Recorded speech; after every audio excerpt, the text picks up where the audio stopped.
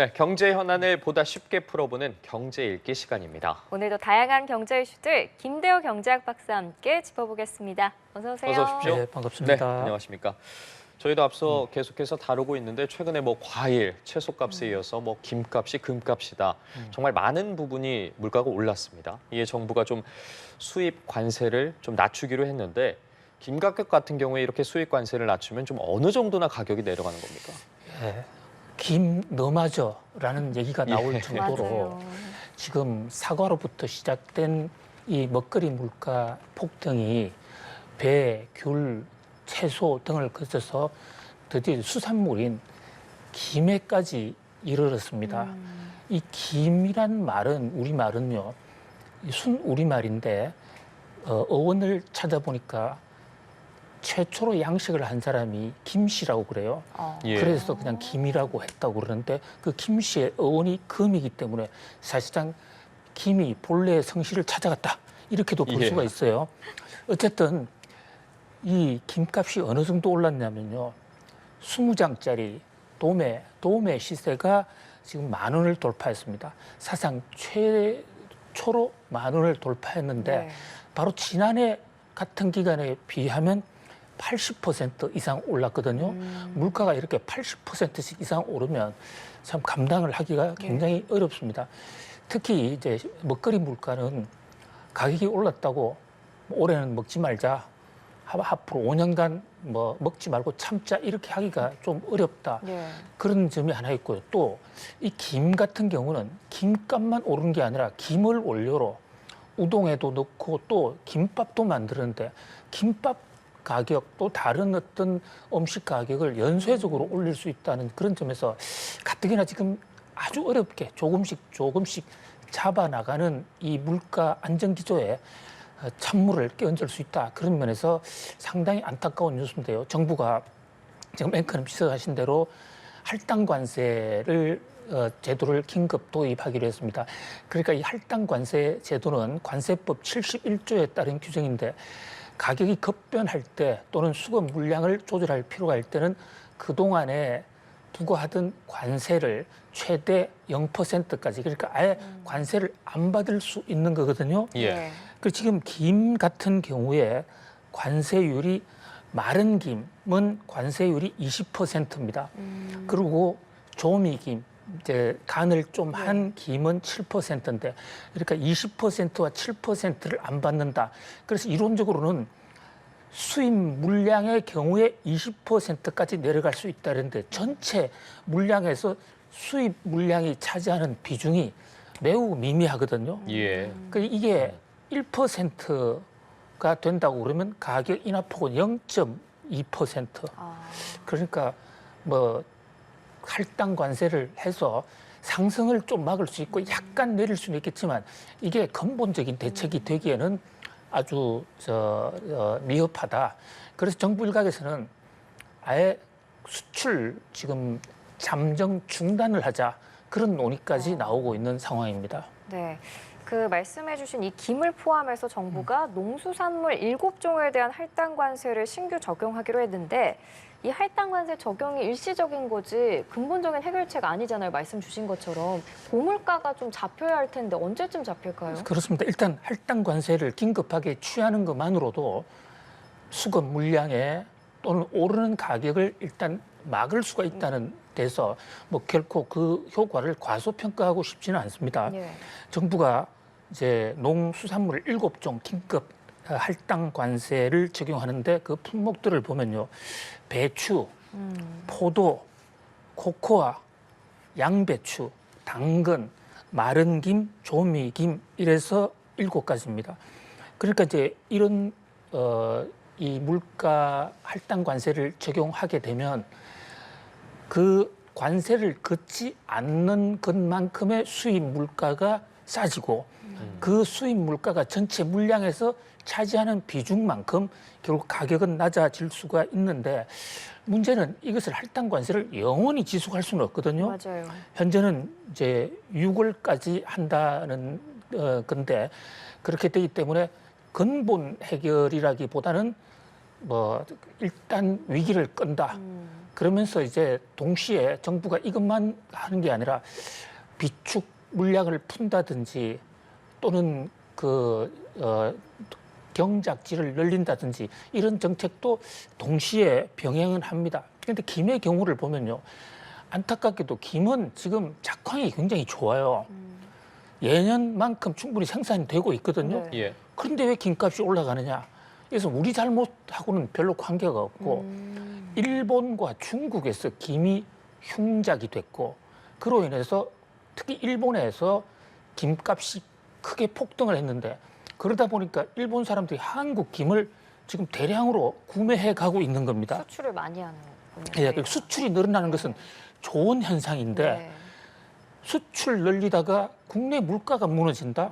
그래서 정부의 고민도 그래서 지금 해양수산부, 기획재정부 관계자들 사이에 일시적으로 김의 수출을 좀 잠정 중단해야 되지 않느냐라는 얘기도 있는데 이게 국제사회에 대한 신뢰 또 우리나라의 수출의 지속 장기적인 확장 등을 위해서 마이너스 영향도 있기 때문에 정부가 지금 고민하고 있다.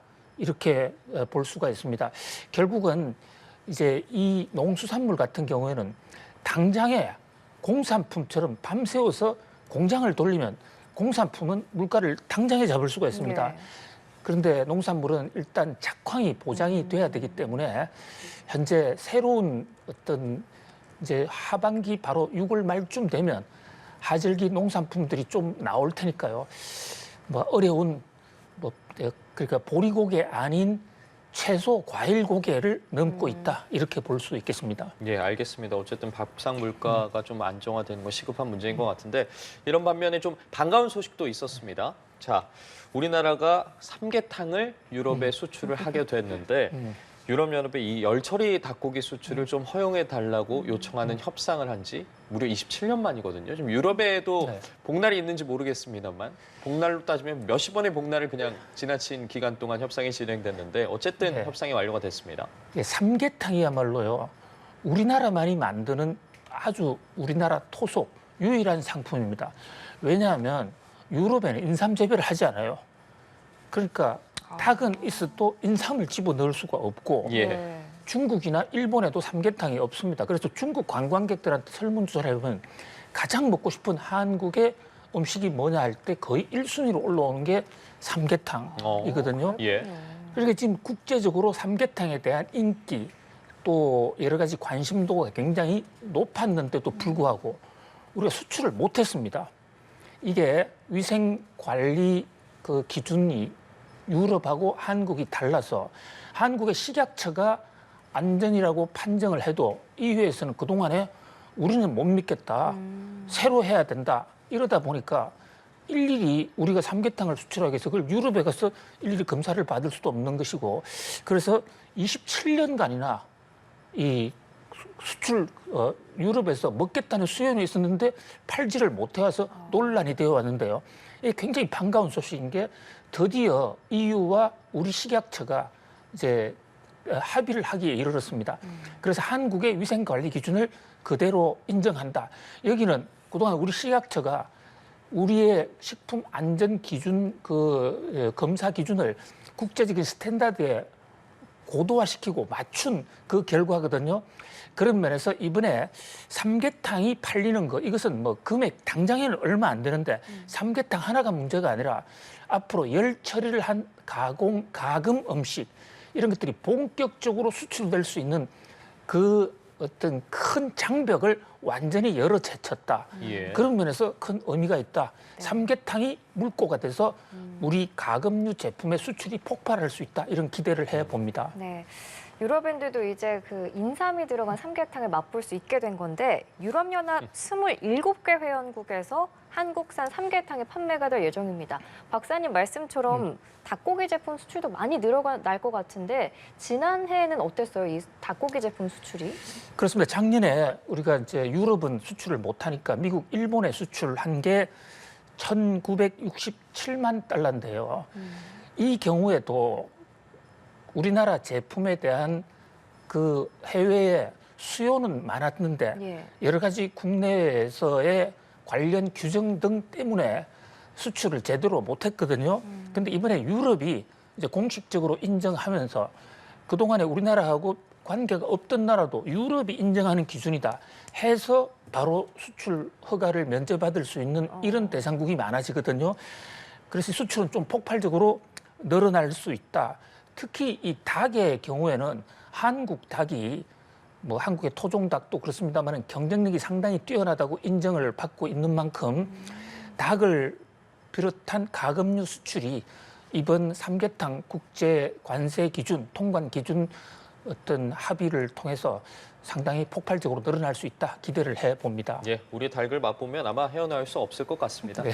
자, 이번엔 좀 주제를 바꿔보겠습니다. 서울 아파트 전셋값이 51주 연속 오름세를 이어가고 있는데 51주면 사실상 1년 가까이 이렇게 상승 흐름이 이어지고 있는데 앞으로 더 오를 여력도 있는 겁니까? 그렇습니다. 1년이 52주인데 51주 올랐다는 것은 한 주도 쉬지 않고 1년 내내 올랐다는데요. 예. 보통 이 가격이라는 것이 올랐다 내렸다 일반적으로는 그렇게 하기 때문에 51주 연속으로 오른다는 것은 이것은 상당한 상승세다 이렇게 볼 수 있는데 지금 특히나 지금 우리 경기가 그렇게 아직 완전히 살아나지 않은 상황이고 더더군다나 지금 금리도 높고 또 부동산 매물의 경우에는 일부 지역은 가격이 상당히 떨어지고 있는데 예. 전세값이 이렇게 오른다. 이것은 좀 이상현상으로 볼 수가 있어요. 이게 전세 매물이 좀 줄어드는 현상. 현재 그러니까 그 전세를 들어가고 싶은 사람들은 많은데 당장에 지금 전세 시장에 나오지 않고 일부 건축물 같은 경우는 재건축, 재개발에 들어가다 보니까 미래에는 공급 확대가 되겠지만 당장에는 공급이 부족되는 경우가 있고요. 또 월세 시장이 전세로 많이 전환이 되고 있습니다. 그러다 보니까 전세에 대한 수요가 더 높아지고 그로 인해서 전세값이 올라가는데 이 전세값 올라가는 것은 특히 서민들이 임차인으로 있는 경우가 많기 때문에 경제적으로 상당히 부담이 될 수가 있습니다. 그런데 이제 그 문제가 51주나 계속된다.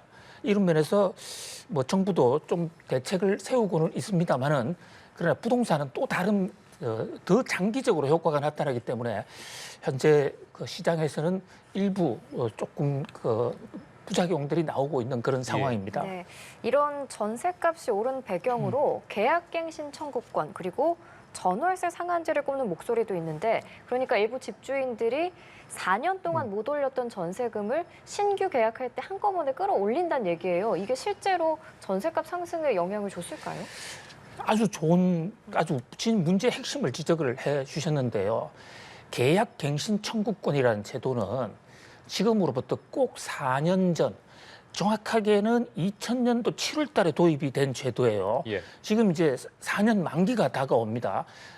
전세 계약 청구권이라는 것은 원래 전세 계약을 맺으면 2년 살고 그다음에 협의를 다시 해야 됩니다. 예. 협의를 해서 가격이 안 맞으면 나가고 또 다른 전세를 구해야 되는데 4년 전인 2000년에 이제 2020년.